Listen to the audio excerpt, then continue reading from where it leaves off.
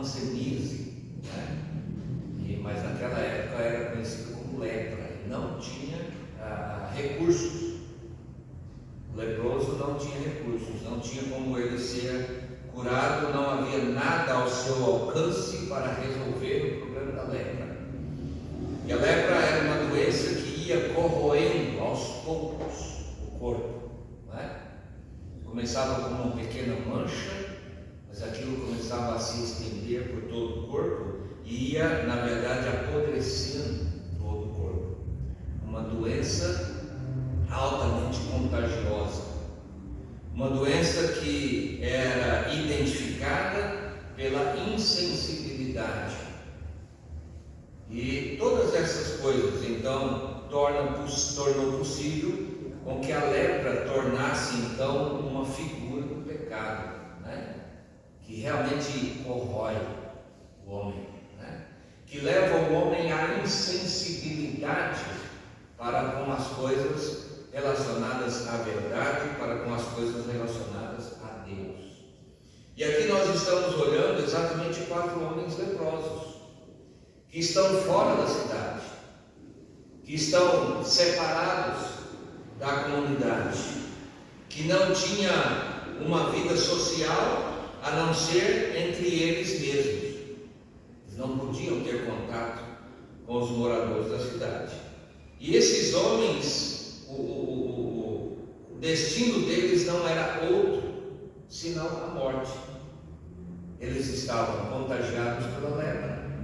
E o final daquela doença era realmente levá-los à morte, porque não havia tratamento, não havia como resolver aquele problema.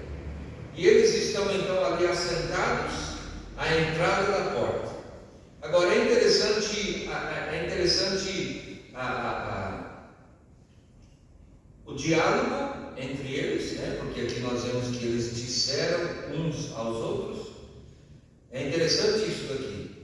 E eles dizem o seguinte: para que estaremos nós aqui sentados até morrer?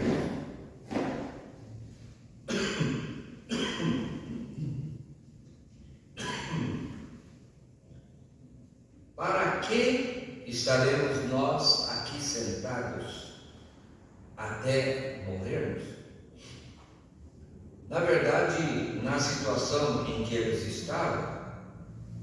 estavam realmente aguardando apenas a morte, né? A morte já estava reinando dentro da cidade em virtude da fome. E agora eles não estão dentro da cidade, eles estão do lado de fora, mas a situação em que eles estão, o resultado inevitável, por não haver cura, é realmente a morte. Mas as palavras deles estão mostrando, eles estão dialogando entre eles, e eles estão pensando: olha, se nós vamos morrer mesmo, por que vamos ficar sentados aqui? Por que vamos ficar sentados aqui? Vamos ficar acomodados, cientes de que a morte é real na nossa vida, e nós vamos ficar aqui assentados, apenas aguardando? Será que não há nada que nós podemos fazer? E aí nós vemos nesse diálogo entre eles então dizem: olha, se nós entrarmos na cidade, há fome na cidade e nós vamos morrer lá. Se nós ficarmos sentados aqui, parados, inertes, nós também vamos morrer. Vamos, pois, agora e demos conosco no arraial dos círios. Se nos deixarem viver, viveremos. Se nos matarem, então somente morreremos. Então eles estão dizendo: olha, se nós ficarmos sentados aqui, nós vamos morrer. Se nós entrarmos para dentro da cidade, nós vamos morrer.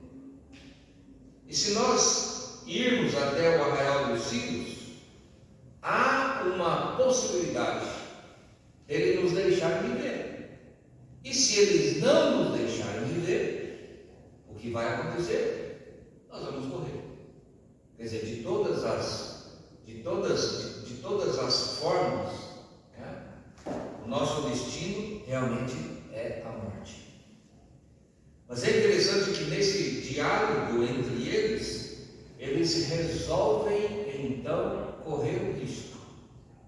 Eles resolvem arriscar.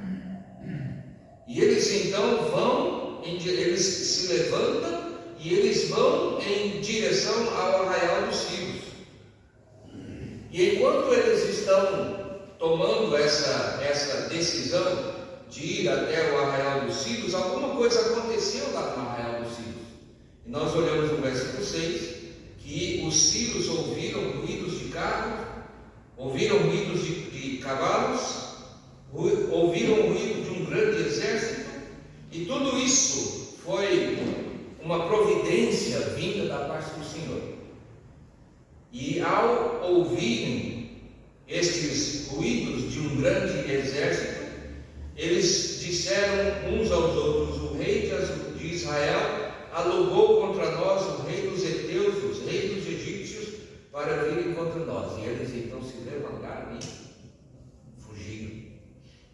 fugiram.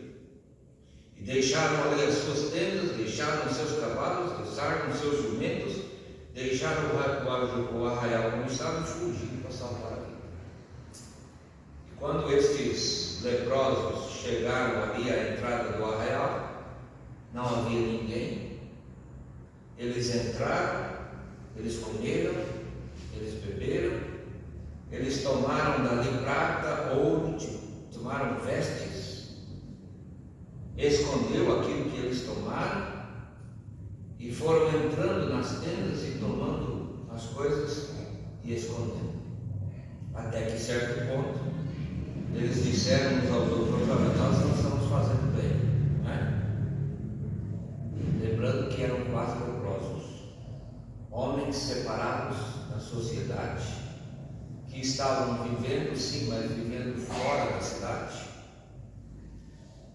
E agora eles estão exatamente pensando nos moradores da cidade. Eles estão pensando naquilo que eles estão se alimentando, eles estão pensando naquilo que eles estão escondendo. E agora eles começam a pensar nas pessoas que estão lá na cidade, que estão passando fome, que estão precisando de experimentar a mesma situação que eles estão experimentando. E eles então conversam entre eles e falam assim: olha, nós não estamos fazendo bem. Este é dia de boas novas e nós nos calamos.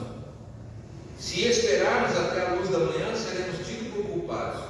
Agora, pois, vamos e anunciamos a casa do rei. E assim eles fizeram, né? Eles foram até o rei, avisaram o rei ainda teve um pouco de dúvida em relação àquilo, mas mandou ver se as coisas eram assim mesmo, e de fato eram. E assim todo o povo pôde sair e saquear o arraial dos Círios. E aquilo que Eliseu disse no início realmente aconteceu. Agora havia fartura, uma fartura providenciada por Deus, e aquele homem que duvidou das palavras do Senhor não pôde realmente participar daquela festa, não pôde participar daqueles alimentos, porque ele duvidou da palavra do Senhor. E quando a multidão partiu para saquear o arraial, esse homem então foi pisoteado, foi atropelado e ele morreu. De fato, ele não pôde participar de tudo aquilo, ele duvidou, né, da palavra do Senhor.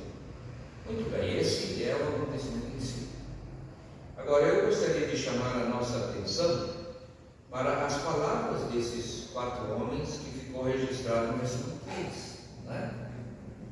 Eles estavam cientes de que o fim deles, em face da sua situação, era a morte. Era a morte. Mas é interessante notar que eles não ficaram inertes diante da situação. Eles resolveram, na verdade, se nós fôssemos usar um ditado muito conhecido, né, que diz: quem não arrisca não petisca.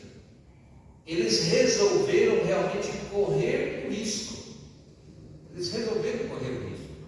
Ou seja, eles não se conformaram com a sua situação.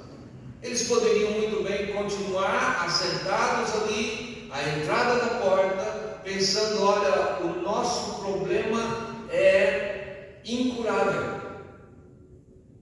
Não há nada que podemos fazer para mudar a nossa situação. Vamos permanecer aqui. Vamos esperar até que a morte nos alcance. Mas nós vemos que eles perguntaram para si mesmos: para que nós vamos ficar aqui sentados até morrermos?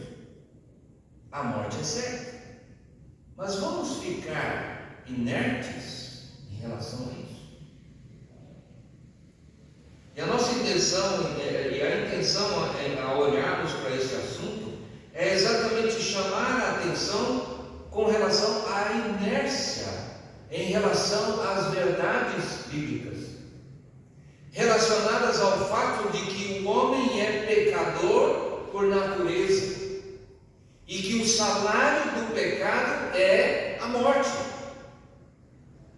Mas com muita tristeza a gente pode perceber nos dias em que nós estamos vivendo e que as pessoas estão, na verdade, inertes em relação a essa verdade. O salário do pecado é a morte. O pecado vai levar o homem realmente à morte, e não só a morte física, mas também a morte espiritual, mas também a morte eterna, ou seja, eterna separação de Deus. E sabe quão bom seria se as pessoas tomassem